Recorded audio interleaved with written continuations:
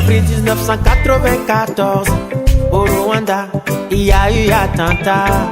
2 chefs d'État africains ont été tués. Le lendemain, c'était un grand massacre qui a conduit le Rwanda au génocide que nous tous, nous connaissons. Un génocide très bien planifié par l'Occident et ses complices. La Belgique, les États-Unis et la France savent de quoi je parle.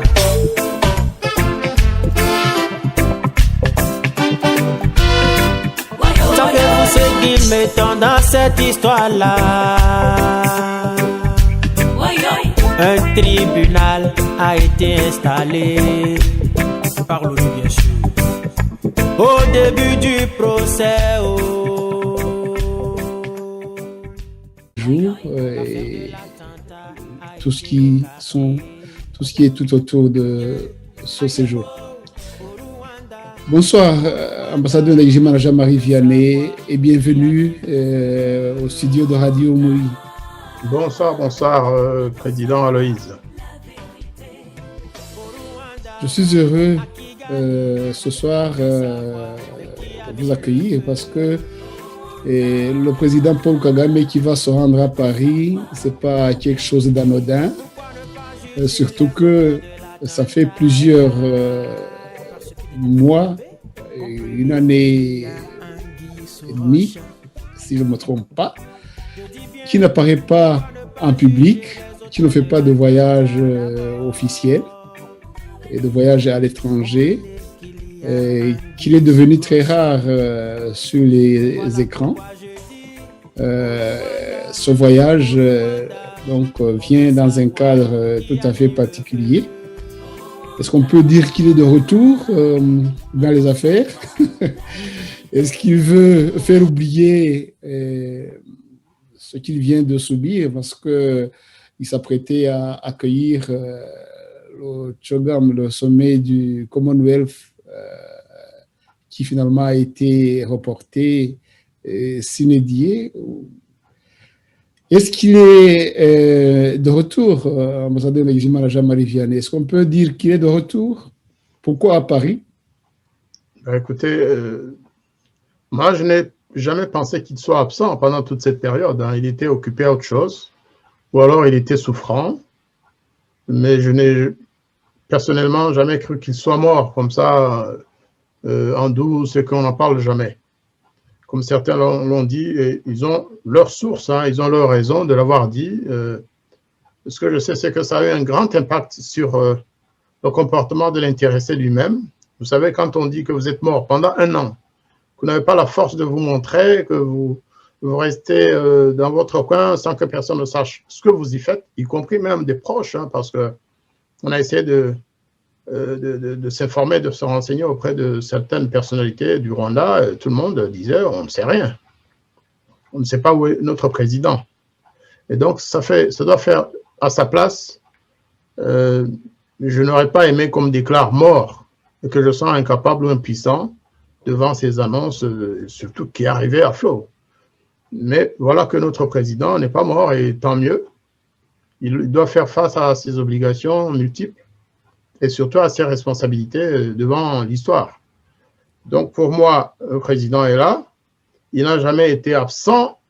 Je pense qu'il faisait des choses qu'on a vues et qu'on n'est pas prêt qu'on va voir. Je suppose qu'il élaborait des plans avec ses généraux. Je suppose qu'il manipulait l'opinion d'une certaine manière et qu'il a laissé faire. Donc, bienvenue, Monsieur le Président, à Paris. Bienvenue à Paris.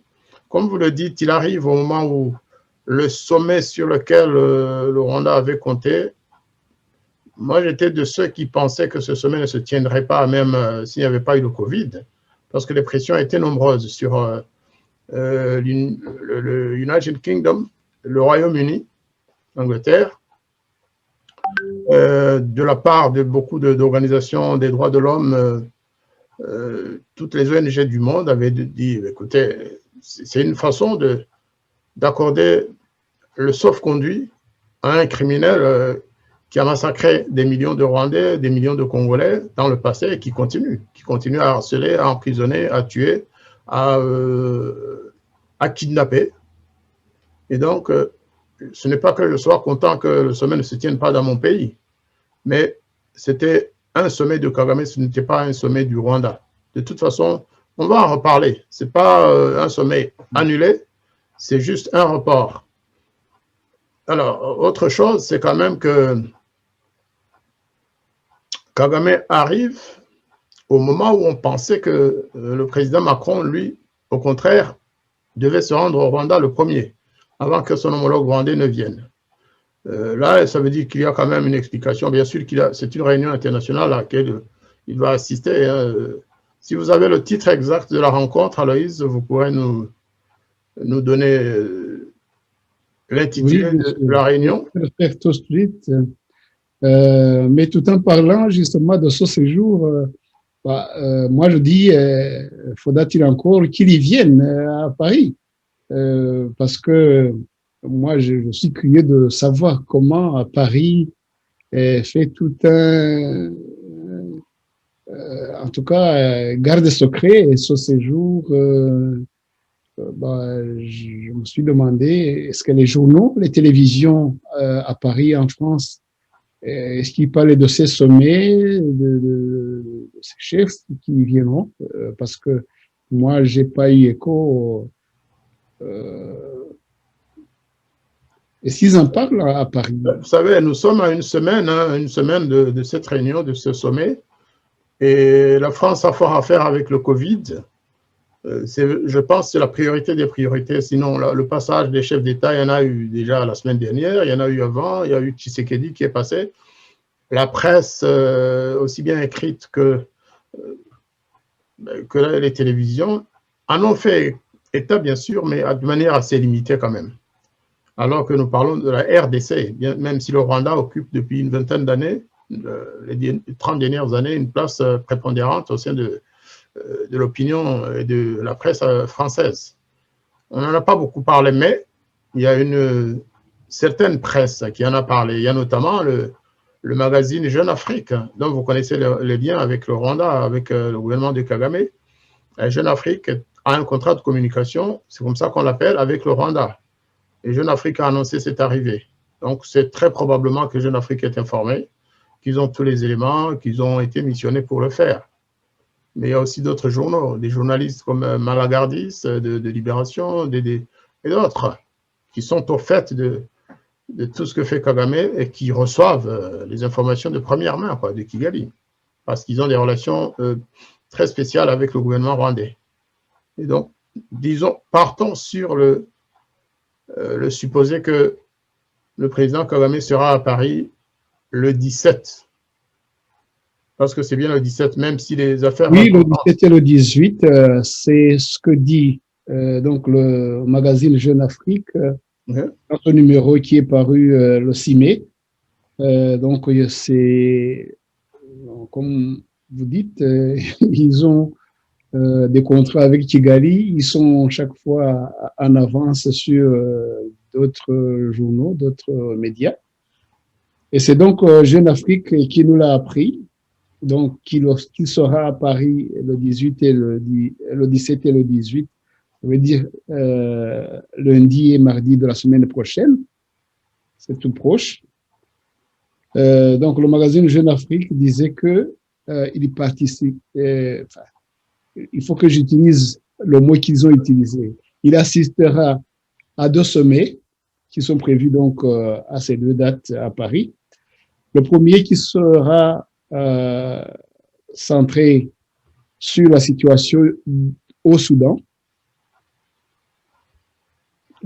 Pourquoi le Soudan? Bon, c'est un sommet, ils ont seulement leur raison de pouvoir penser ou réfléchir sur la situation au Soudan.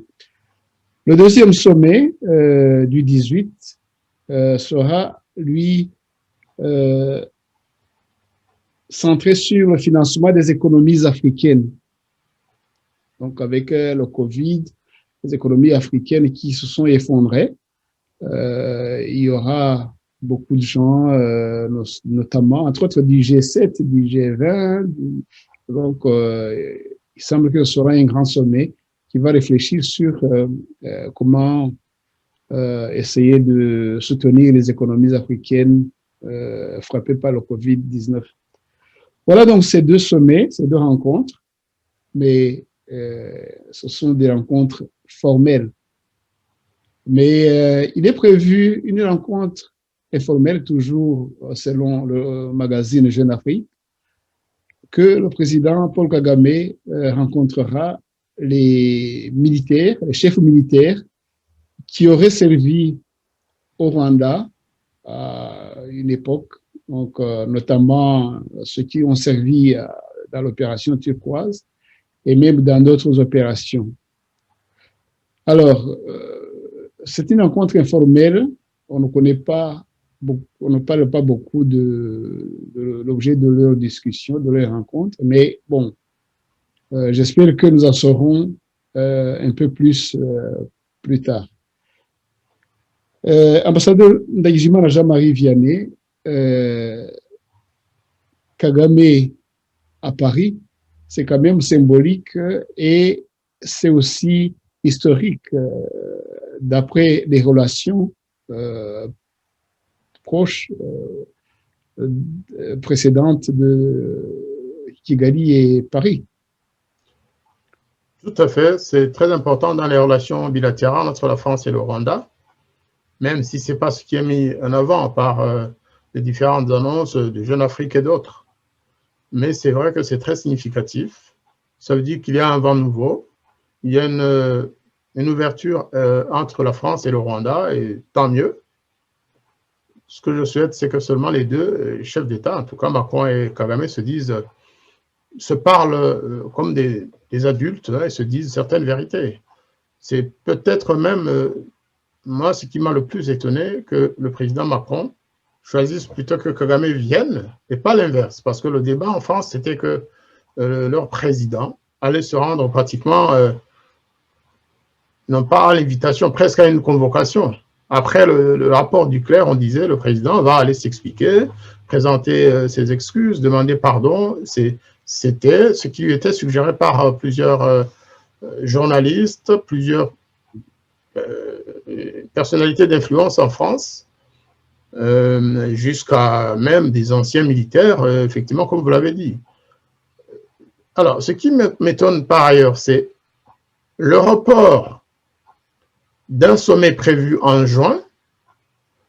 Juin, aujourd'hui, nous sommes en mai. On dit que ce sera complètement déconfiné. Alors qu'on est encore en confinement, pratiquement, la France ouvre grandes les portes pour des chefs d'État étrangers et beaucoup de membres de leur délégation à Paris. J'espère vraiment que toutes les dispositions auront été prises pour que ça se passe dans des conditions sanitaires maximum, idéales.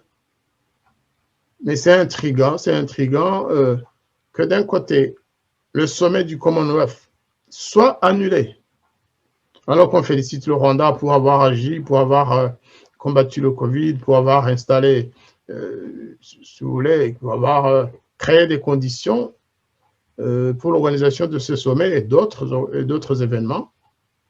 Donc, on suspend ou on reporte ce sommet pour des raisons sanitaires.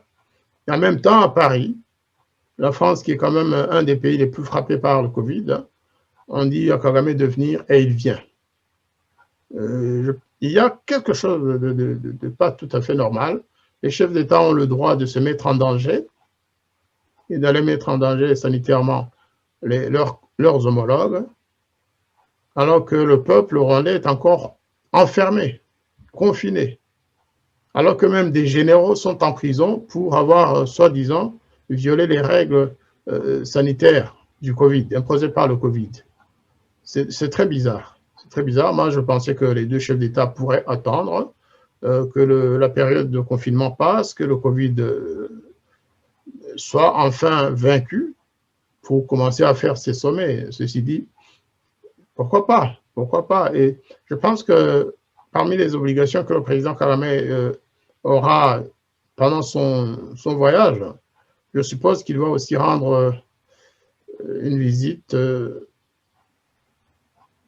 à la famille Béchir Ben Ahmed, qui est décédé récemment, Béchine Beyamen, qui était quand même, dont la famille et Jeune Afrique, son œuvre en particulier, ont ouvert les portes de la France à Paul Kagame. Ça, c'est connu, c'est vraiment quelqu'un de très influent. Beyamen était quelqu'un de très, très, très influent en France.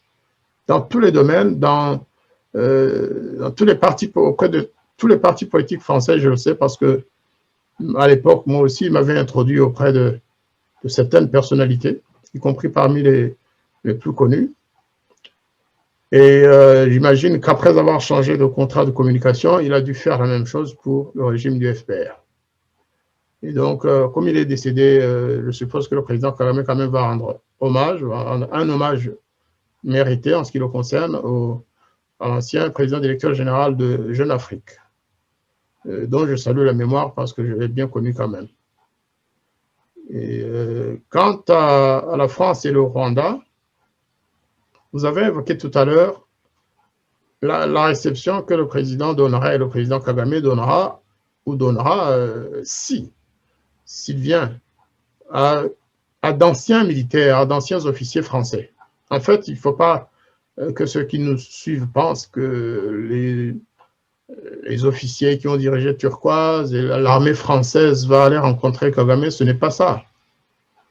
D'après ce que j'ai compris, il s'agirait de quelques militaires français, quelques généraux, quelques colonels, quelques capitaines qui ont choisi de soutenir les hypothèses du rapport Duclerc, ou non, disons des associations qui accusent la France d'avoir contribué ou participé au génocide de 1994 ou d'avoir participé, d'après ce qu'ils disent, aux préparatifs. Je pense au général Varey. Le général Varey qui était effectivement à Kigali, chargé de la coopération militaire. Je pense à d'autres qu'il n'est peut-être pas nécessaire de nommer ici, mais ce sera un groupe de quelques officiers. Ceux qui ont contribué à faire passer là aussi le message du FPR aussi bien avant 1994 que maintenant. Ils sont connus, mais ça ne représente vraiment pas, ça n'a aucune forme d'importance par rapport au reste de l'armée française, qui soutient les officiers de Turquoise, qui soutient l'opération Turquoise, dont la ministre, Mme Parly, soutient absolument l'action de Turquoise et a salué l'action de cette opération. Donc, ce n'est pas dramatique si le président Kagame rencontre quelques officiers français. Il y en a toujours comme ça. Je crois que vous avez raison parce que on sait qui n'aime pas rencontrer ceux qui ne sont pas dans son camp. Ça, c'est connu. Celui qui n'est pas avec lui, il évite tout le temps. Il va même plus loin s'il peut le chasser ou s'il peut lui faire du mal, il le fait. Ça, c'est son modus operandi. Donc, c'est vrai ce que vous dites. Ça étonnerait s'il pouvait rencontrer les militaires qui pouvaient lui dire la vérité sur ce qui s'est passé. Donc, certainement qu'il va rencontrer ceux qui lui diront, voilà, vous êtes un grand, vous êtes bien. Vous avez arrêté le génocide, notre armée a contribué à arrêter le génocide. Cela, il ne va pas les recevoir. Il ne peut pas accepter de discuter avec les officiers qui ont conduit l'opération Turquoise, par exemple. Parce qu'ils vont lui dire, Monsieur le Président, vous n'avez pas raison. Eh bien, nous, notre armée, l'opération Turquoise n'a jamais participé aux atrocités dont vous parlez tout le temps. Et il n'aime pas qu'on lui dise cela. Donc, je suppose que, et connaissant les officiers dont nous parlons, je ne pense pas qu'ils soient empressés, qu'ils s'empressent pour aller rencontrer Paul Kagame, qui les a traités de tous les noms pendant toutes ces années. Non pas qu'ils soient, vous savez, chacun a son amour propre. Mais quand on vous traite de complice du génocide pendant 27 ans, c'est bien 27 ans, on est aujourd'hui 27 ans après, eh bien, ce n'est pas de gaieté de cœur que vous irez rencontrer cette personne, à moins qu'elle n'ait au préalable retiré ses accusations. Donc, j'imagine que c'est ceux qui sont d'accord avec Kagame, ceux qui attendent peut-être des choses. Hein. Vous savez, il y en a qui défilent déjà au Rwanda et qui reviennent transformés.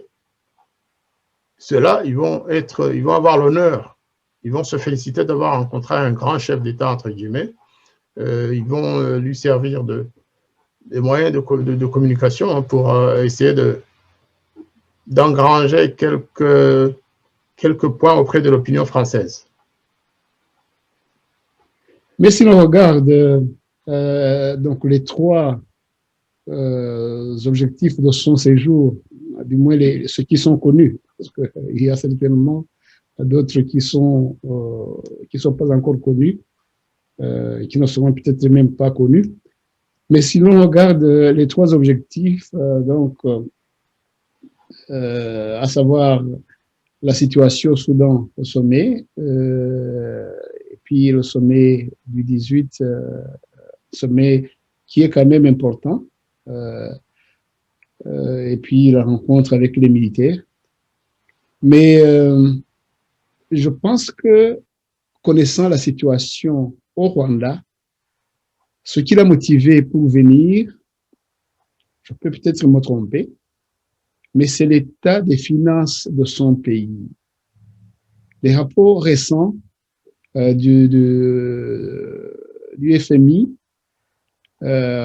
ont démontré que le Rwanda avait des dettes incroyables de 7,1, de 71% du PIB.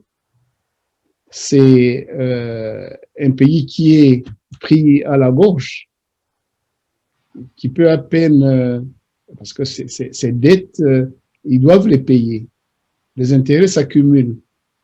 Alors, connaissant justement la situation au Rwanda, une situation particulière, parce que c'est le pays qui était le plus endetté, même avant le Covid.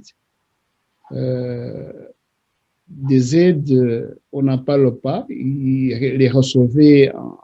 Vous savez, c'est un pays qui se reconstruit après le génocide. Chaque donateur s'empresse à faire quelque chose.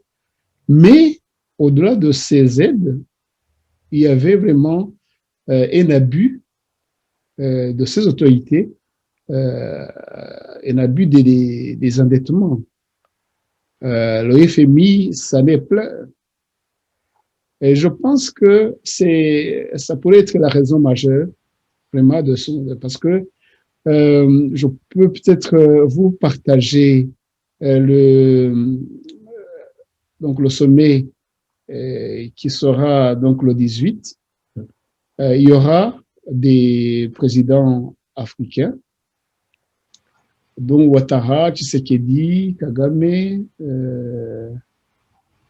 comme vous le voyez, et d'autres.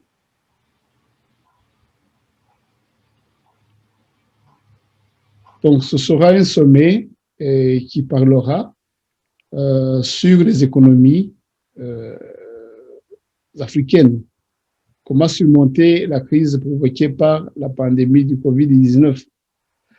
Le président Kagame ne pouvait pas rater cette occasion.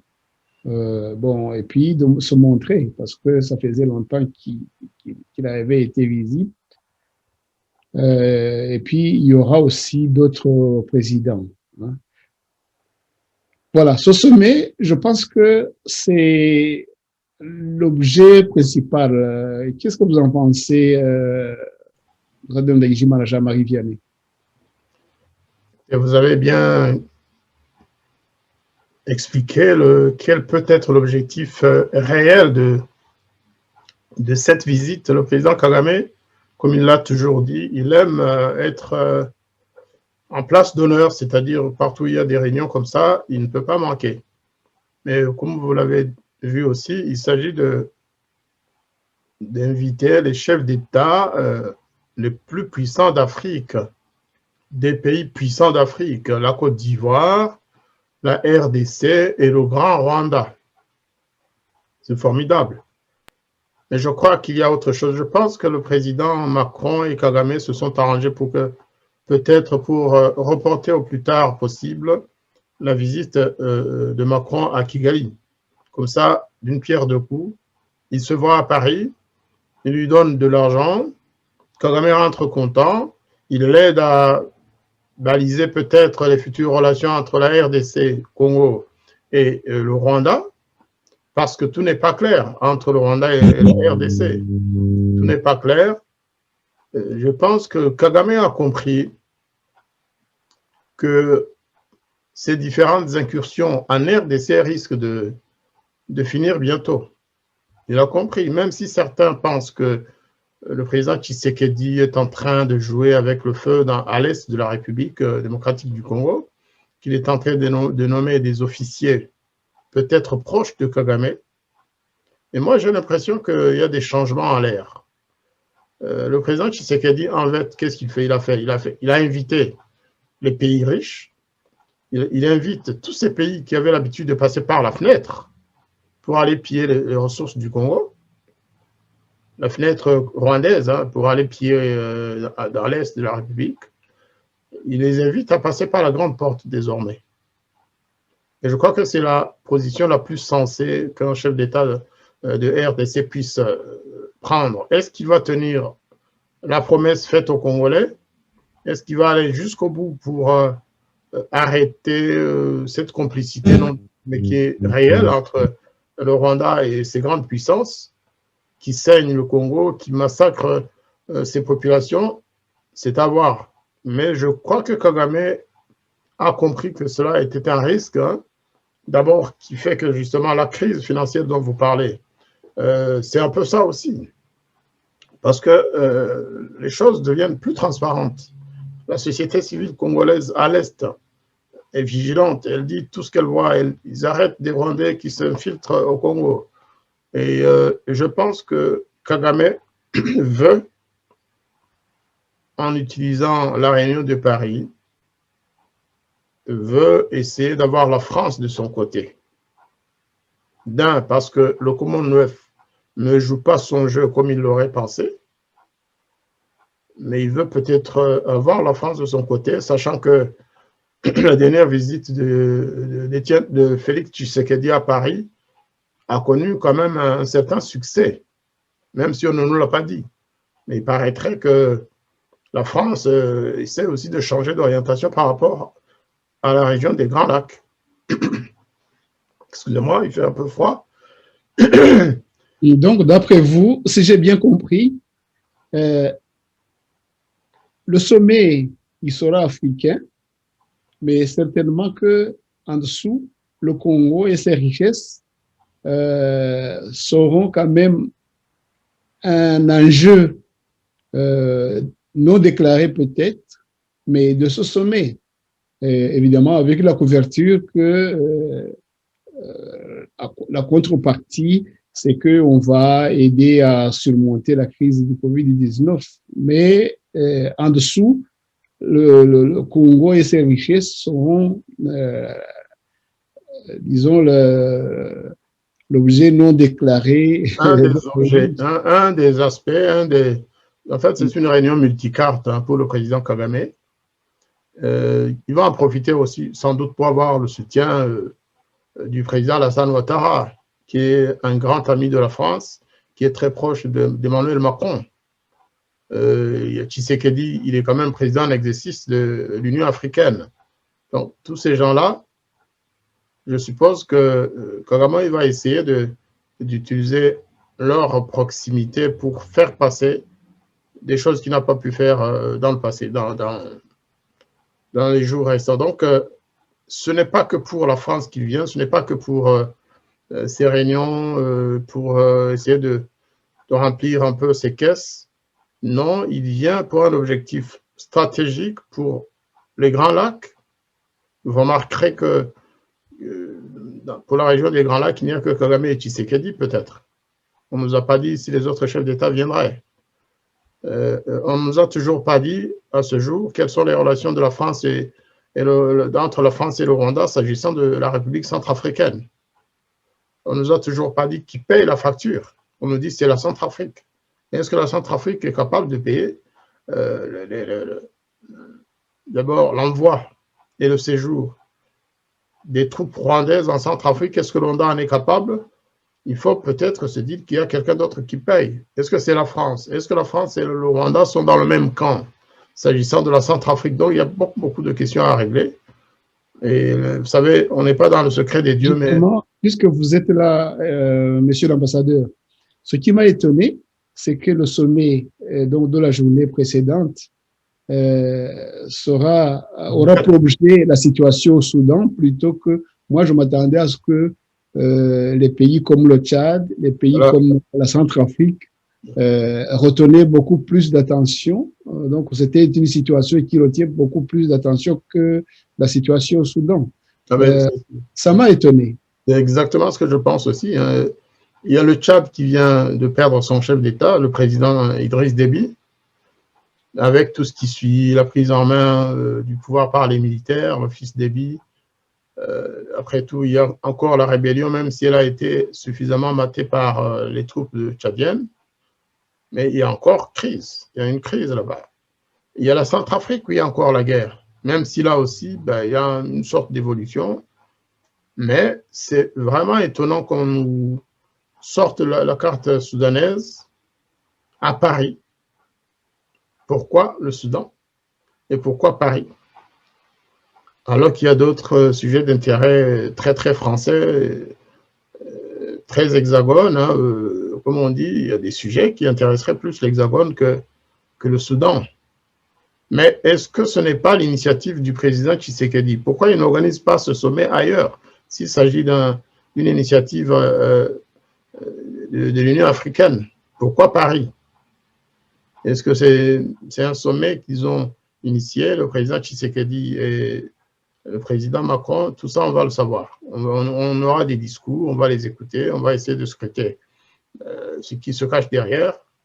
On va faire des analyses, on va se renseigner auprès de ceux qui participeront à ces sommets. Et puis, il y a, en ce qui nous concerne, nous, Rwandais, on n'est pas aveugles. On sait que Kagame veut à tout prix, il va mettre tous les moyens qu'on nous a assurés pour réduire ce qu'ils appellent l'opposition à Kagame en France. Vous savez, il y a déjà eu beaucoup de gens qui sont arrivés en France pour préparer ce sommet et on nous a signalé que c'était des escadrons, ceux qui sont habitués à aller déstabiliser la diaspora rwandaise partout dans le monde. Ces gens sont déjà en France pour certains ou alors dans les pays voisins. Qu'est-ce qu'ils vont faire? Tous ne rentreront pas à Kigali, nous le savons aussi. Il y en a qui vont rester derrière pour faire ce qu'ils font partout où ils passent. Et donc là, j'imagine que les autorités françaises sont assez vigilantes. Hein. Nous, Rwandais de France, nous ne comptons pas laisser passer cet événement sans le fêter comme il se doit. On m'a signalé aussi que les Congolais de Paris, d'ailleurs, vont organiser une manifestation. En tout cas, la communauté rwandaise va le faire. Une manifestation pour décrier et condamner les... voilà, c'est ça l'annonce. Hein. Ça, c'est l'annonce des Rwandais ou des Congolais, je ne sais plus.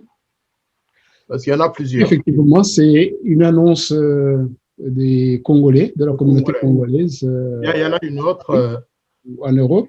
Une autre aussi qui est sortie qui prévoit et qui appelle les Rwandais à participer à cette manifestation. On n'a pas encore donné. Pour les Congolais, c'est connu. Ça se passera à la Bourse, à la place de la Bourse, à Paris, en centre de Paris. Pour les Rwandais, ce n'est pas encore annoncé.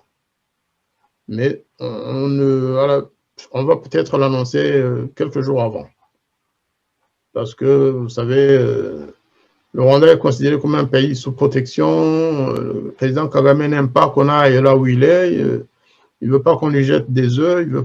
Ce n'est pas dans nos habitudes. Mais en tout cas, on va se manifester d'une certaine manière pour dire au monde ce que nous pensons de notre cher président. Oui, effectivement. Les Rwandais aussi, ils vont manifester. Ils ont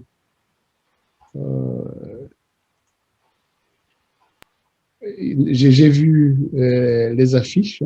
Mais c'est ça. C'est-à-dire que nous ne pourrons pas tous y aller de toute façon parce que nous sommes toujours en situation de confinement, il y a d'autres problèmes. Mais les Parisiens, ceux qui le peuvent, vont y aller. Et je pense que leur présence sera assez nombreuse et conséquente. Voilà, donc ça sera un sommet dans un sommet. Il y aura des manifestants qui vont se plaindre. Bon, on le voit sur les affiches de la dictature du président Kagame. Je me demande ce qu'il ressent quand il voit qu'il est le seul à être décrié parmi ses collègues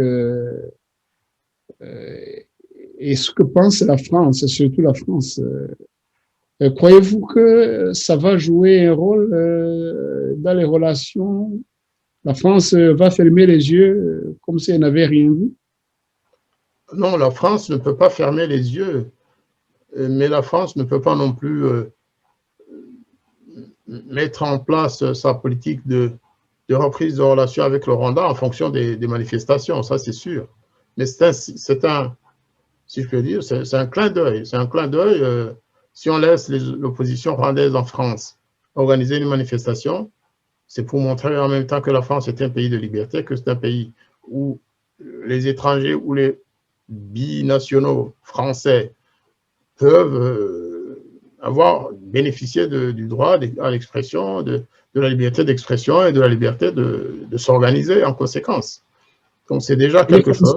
Bon, ça c'est pour les politiques, mais les Français eux-mêmes, les Français ordinaires qui vont voir les rues de Paris, de leur capitale, envahies par les manifestants contre un visiteur comme ça, indésirable, ça va quand même laisser quelque chose dans leur mémoire. Tout à fait, tout à fait, tout à fait.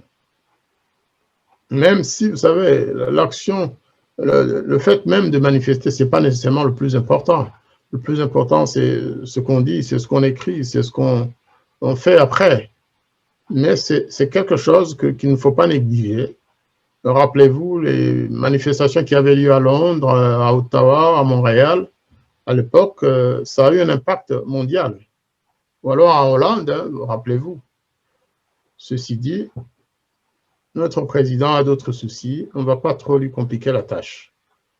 On ne va pas lui compliquer la tâche, il a beaucoup de soucis. Tout ce que nous lui souhaitons, c'est quand même de réfléchir à ce qu'il fait à notre peuple. De se dire que ce qui arrive à Idriss Déby peut lui arriver un jour. Je ne parle pas du fait de le tuer, non. De quitter le pouvoir dans des conditions dramatiques. Kagame le sait, Kagame n'est pas... c'est un homme, je pense, intelligent, contrairement à ce qu'on pense. S'il ne l'avait pas été, il ne serait plus au pouvoir. Il ne serait plus au pouvoir avec tout ce qu'il a fait, aussi bien contre les Rwandais que contre les pays voisins. S'il parvient à manœuvrer comme ça, c'est qu'il a quelque chose, un secret de l'ingénuité qu'il cache aux autres. Pendant que ses troupes massacrent des Congolais, des Burundais, même des Ougandais de temps en temps, il vient à Paris et on le reçoit comme un roi. Est-ce que la France est consciente que, ce faisant, elle est en train de se mettre les autres pays à dos? Il y a un autre élément qu'on n'a pas peut-être abordé, c'est l'importance des lobbies. L'importance des lobbies, chefs d'entreprise connus ou encore moins connus. Je pense par exemple au groupe Bolloré, hein, qui soutient beaucoup le président Kagame. Ça se sait, on ne va pas nous raconter des histoires, nous le savons. Il y a l'ancien président Sarkozy qui vient du Rwanda, qui a été, je pense, à plusieurs reprises, qui a fêté son anniversaire à Kigali. Il a fait des sorties médiatiques pour demander au président Macron d'aller demander pardon au Rwanda. Lui qui ne l'a pas fait pendant qu'il était chef d'État en France, rappelez-vous, il est allé au Rwanda, il a parlé d'erreurs d'appréciation. Erreur d'appréciation, c'est pas grave. Tout le monde peut faire des erreurs d'appréciation, surtout à l'égard d'un pays qu'on connaît mal. Sarkozy était ministre en 1994. Sarkozy a beaucoup parlé de turquoise. Sarkozy a loué et vanté les mérites de turquoise. Il s'est félicité devant l'opinion nationale et internationale pour dire que turquoise avait fait un travail formidable, que turquoise avait mis fin au génocide dans la zone qui lui était confiée. Il ne peut pas aujourd'hui demander à son successeur, Macron, d'aller dire le contraire. Et c'est là que tout devient obscur. Décidément, ceux d'en haut, là, les chefs d'État, ils ont des secrets. Mais le président Sarkozy ne peut pas avoir gardé le silence depuis 1994, avoir loué la bravoure, le courage des soldats de turquoise, avoir à plusieurs reprises loué le travail fait par la France au Rwanda, lui qui était chef d'État, qui avait accès à toutes ces archives qu'on est en train aujourd'hui de donner un petit feu à ces historiens ou autres, parce qu'on ne va pas me dire que le président Sarkozy n'y avait pas accès. Il était dans le gouvernement à l'époque de Mitterrand. Ensuite, il a été ministre, il a été président de la République. Il n'a jamais rien fait, il n'a jamais demandé pardon au Rwanda. Et aujourd'hui, 27 ans après, il supplie presque son successeur d'aller le faire. Je trouve qu'il a pris beaucoup de responsabilités en faisant cela. Ça veut dire qu'il a caché des choses lui-même. S'il pense qu'il y a eu des responsabilités, s'il pense que la France a eu de quelconque responsabilité dans le génocide du Rwanda, il aurait dû le faire depuis longtemps. Il est en train, je pense, de demander à Macron de faire ce que lui n'a pas osé faire. Ça veut dire qu'il y a autre chose. Ce n'est pas basé sur la réalité, ce n'est pas basé sur la vérité. Ça veut dire qu'il y a d'autres motifs pour qu'il change aussi brusquement, qu'il change de chapeau, qu'il tienne un autre langage. Là où la veille, il protégeait les intérêts de la France et il disait la vérité de ce qui s'est vraiment passé pendant cette période, 90-94. Donc c'est ça, il faudra... Si vous le voulez bien, monsieur l'ambassadeur, attardons-nous un peu sur ce rapport franco-rwandais, parce que ce que vous venez de dire me laisse penser que l'annulation du voyage de Macron à Kigali ne peut pas être étranger ou étrangère à justement cette attente de Kigali que peut-être que la France ne savait pas offrir. Et que, une fois à Kigali, le président Macron aurait eu du mal à ne pas y faire quelque chose. Y aurait-il un rapport, d'après vous? Cela est possible, hein. En effet, moi aussi j'y ai pensé, parce que si le président avait prévu d'y aller d'abord en avril, et puis en mai, et voilà qu'en mai, c'est le président du Rwanda qui vient à Paris, il doit y avoir des raisons. Il doit y avoir des raisons. On a vu effectivement plusieurs personnalités françaises exiger presque que le président Macron demande pardon au Rwanda. Au moment où un rapport, le rapport Duclerc, qui était commandé par le même président, conclut qu'il n'y a pas eu de responsabilité de la France dans la guerre, dans ce qui s'est passé au Rwanda, dans le génocide. Pourquoi, dès lors, doit-il demander pardon? Et surtout, il faut voir, après la sortie du rapport Duclerc, quelques jours après, le rapport Muse sort. C'est bizarre quand même que les deux rapports aient été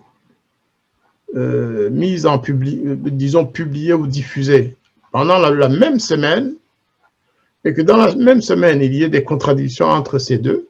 C'est très bizarre. C'est comme si Kagame avait tout orchestré pour dire, écoutez, laissons les Français faire. Quand le rapport sortira, nous lancerons notre propre bombe. Et vous avez vu les journaux rwandais, Igihe, New Times et autres, ce qu'ils écrivent sur la France. Les personnalités françaises pour Igihe, Bouchard, ça sont tous des complices du génocide. Vous avez vu avec quelle arrogance le ministre rwandais des Affaires étrangères parlait aux journalistes de France 24. Il disait, oui, vous savez, c'est vrai que dans ce rapport, il n'y a pas ceci, il n'y a pas cela, mais attendez un tout petit peu, vous verrez. Comme si, à la rwandaise, hein, on promettait un bouleversement. Je crois qu'il y avait une sorte de technicage. Maintenant que ça fait partie du Larousse, je peux utiliser ce terme. Le Rwanda a dit, on va techniquer, on va les laisser sortir le rapport. Après, on les attaquera sur l'autre. De toute façon, le ministre l'a dit presque ouvertement. Il a dit, vous verrez, la France devra s'expliquer.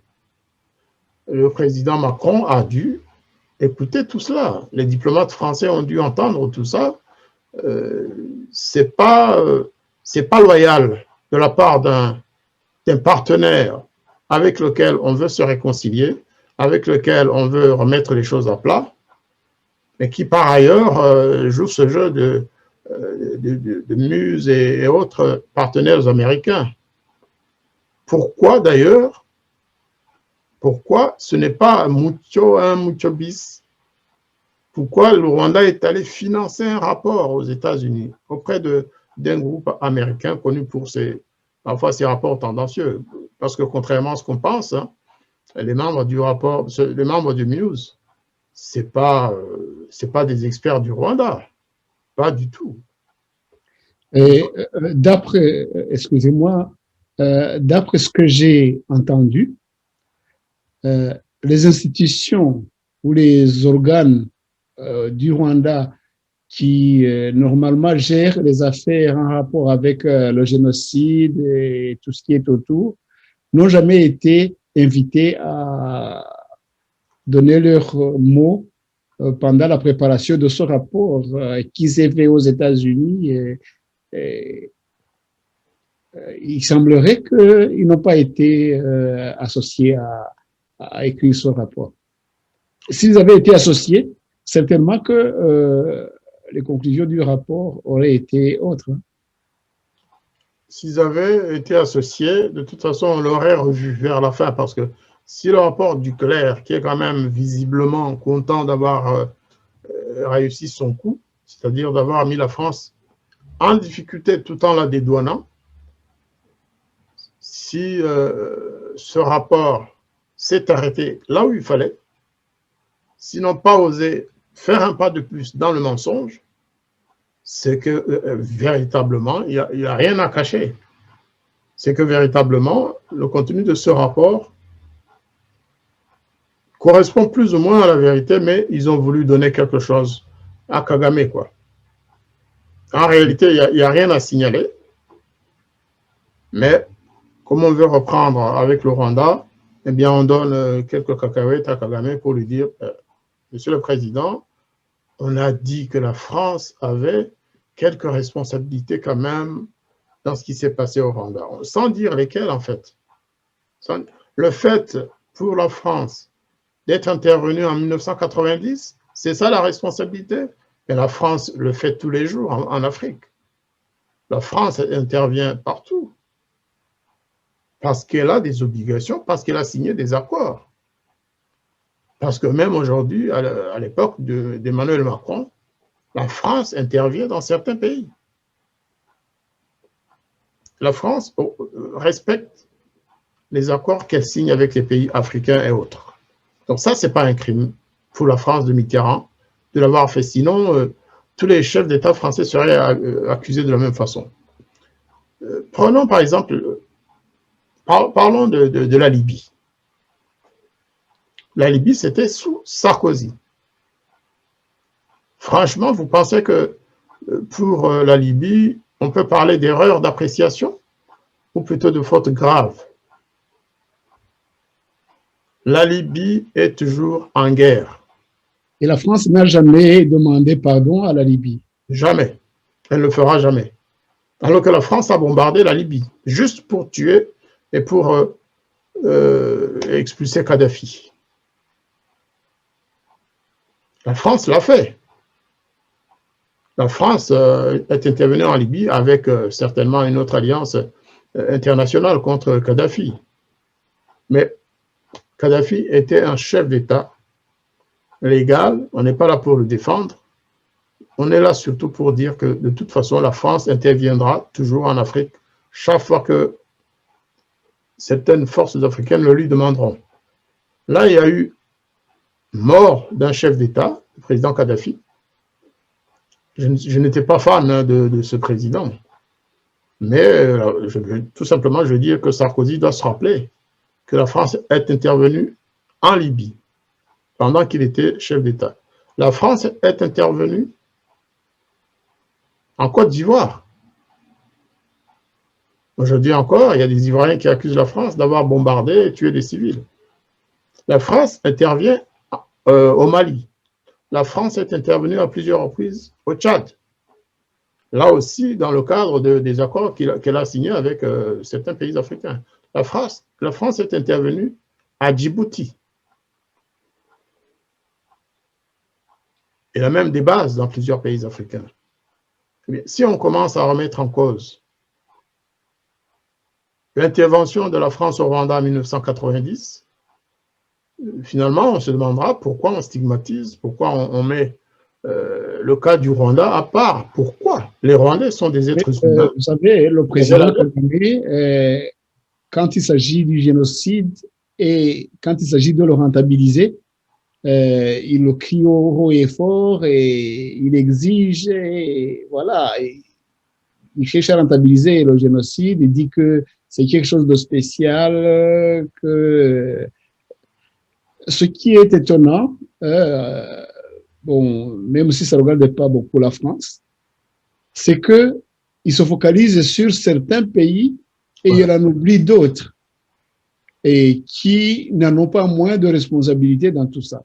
Et c'est ça ce qui est curieux, et on se demande pourquoi la France se laisse faire, alors qu'elle sait aussi qu'elle n'est pas aussi diable, plus diable que les autres. De toute façon, qu'elle respecte les accords conclus avec les États africains. Vous savez, en 1975, 16, 17, j'étais encore étudiant au Zaïre de l'époque, à Kinshasa, et j'ai vu comment les Français sont intervenus à Kolwezi. On les a vus, on les a applaudis d'ailleurs, pour certains.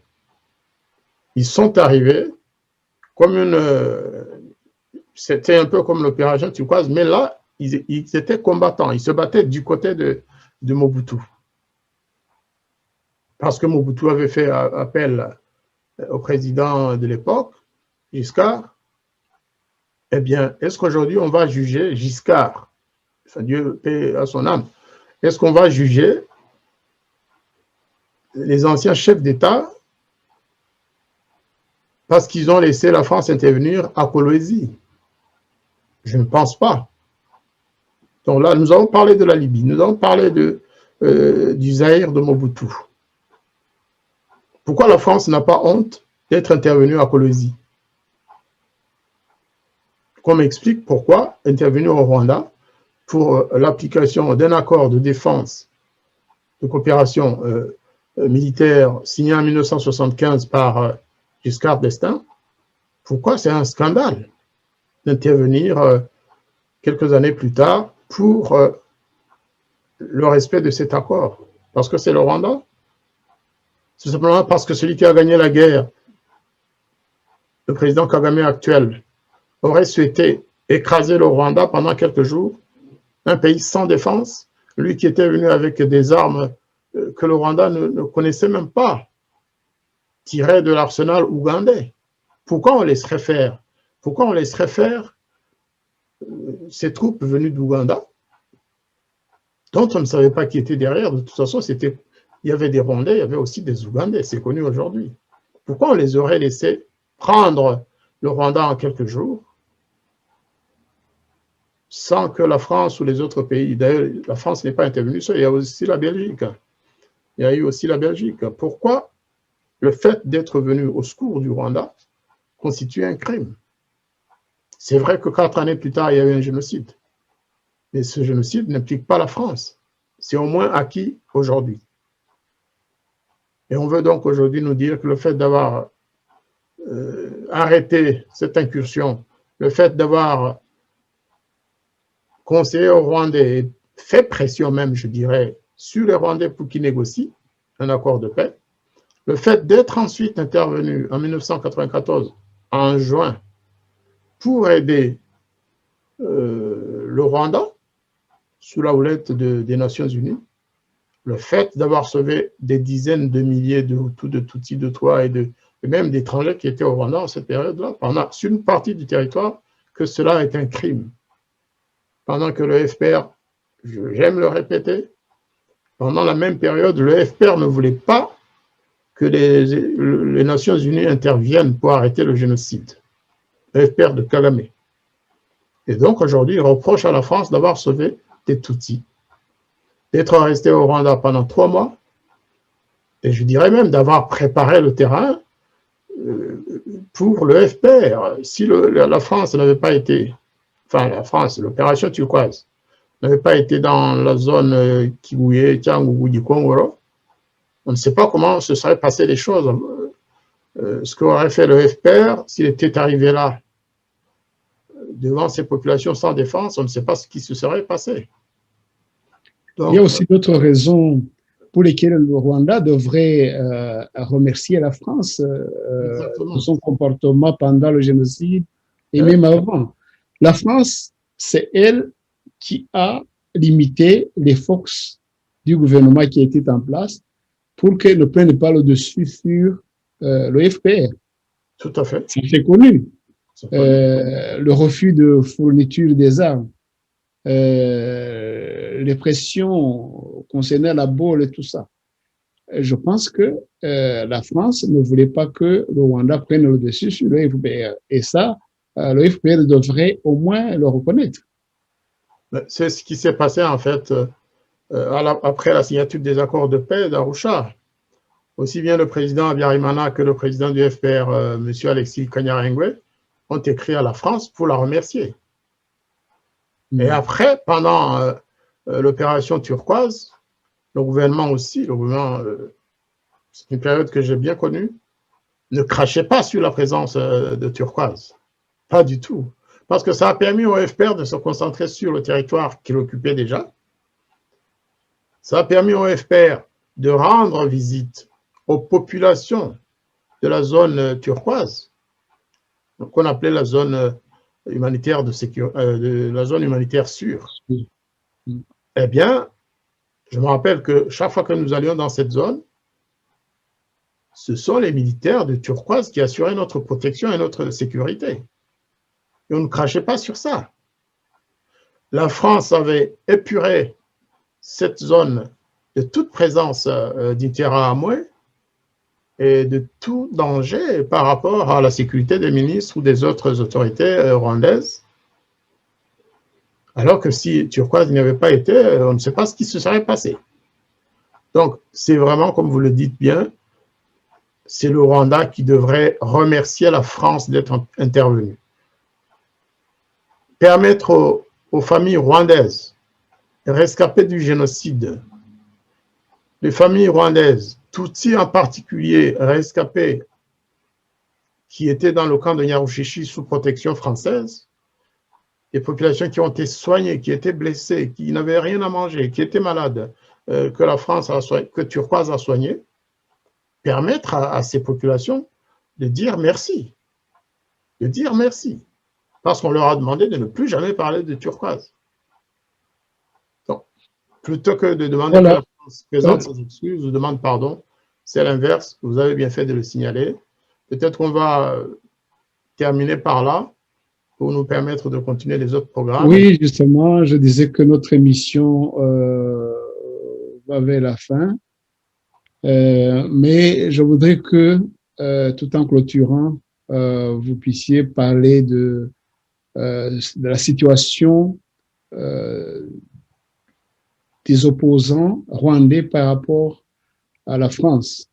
On sait que le président Kagame, vous en avez même parlé, quand il va en France, il ne manque jamais l'occasion de presser la France, de juguler les opposants qui sont sur son territoire, en tout cas de faire pression sur son opposition sur le sol français. Et vous pensez que la France va continuer à lui prêter, disons, cette force de juguler les opposants qui sont sur son territoire? En fait, moi, j'éviterais même le terme opposant.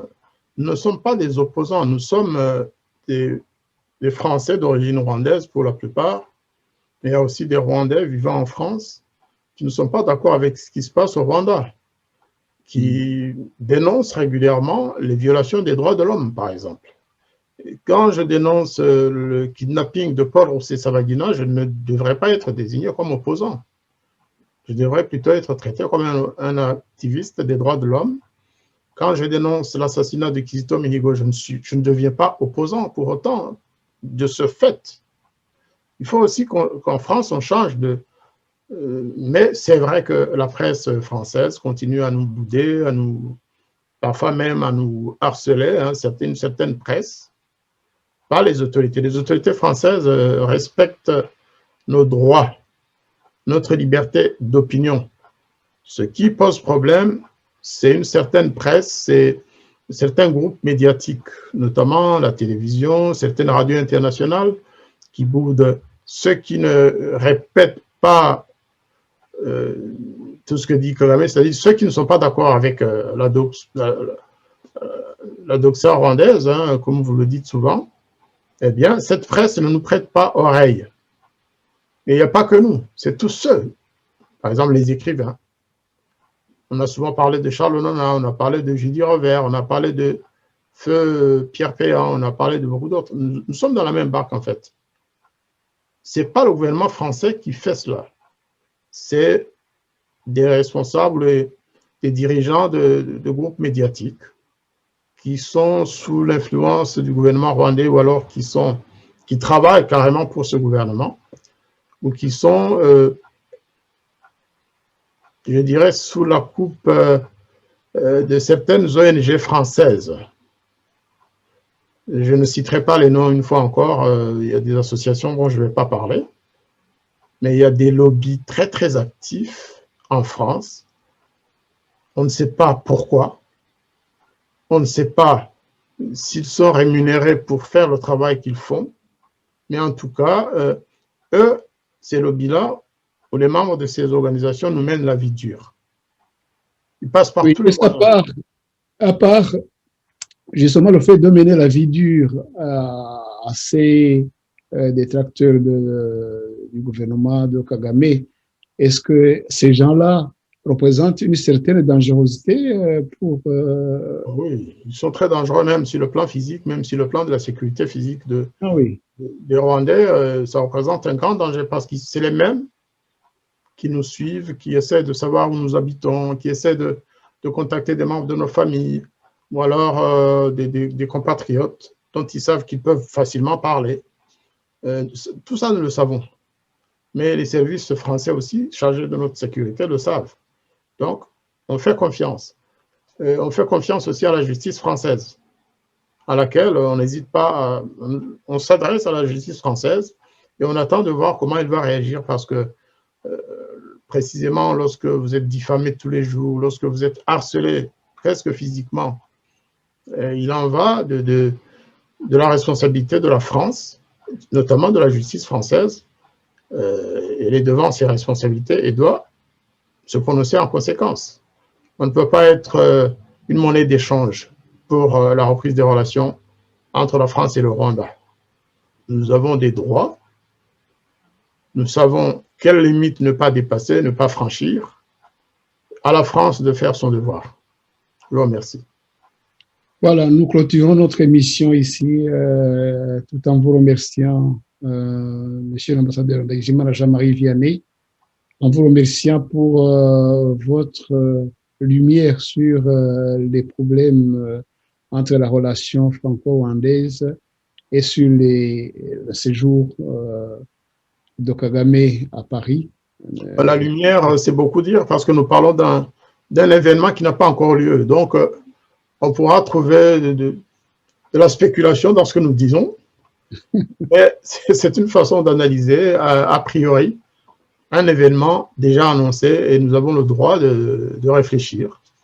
Moi, j'ai parlé d'un séjour à venir et certainement que après ce séjour, vous allez encore nous aider à analyser quelles ont été plus d'éléments en fait. les réalités pendant ce séjour. Tout à fait. Nous serons plus à l'aise aussi. Je vous remercie donc et je vous souhaite une excellente soirée chez vous, Monsieur l'ambassadeur Maïjima Jean-Marie Vianney, et à la prochaine. Bientôt sur Radio Rumuri et je vous remercie beaucoup une nouvelle fois de m'avoir convié à cette soirée. Merci à vous. Merci, à la prochaine. Merci. Peut-on savoir la vérité? Au Rwanda, on veut savoir qui a mis le feu. Au Rwanda, peut-on savoir la vérité?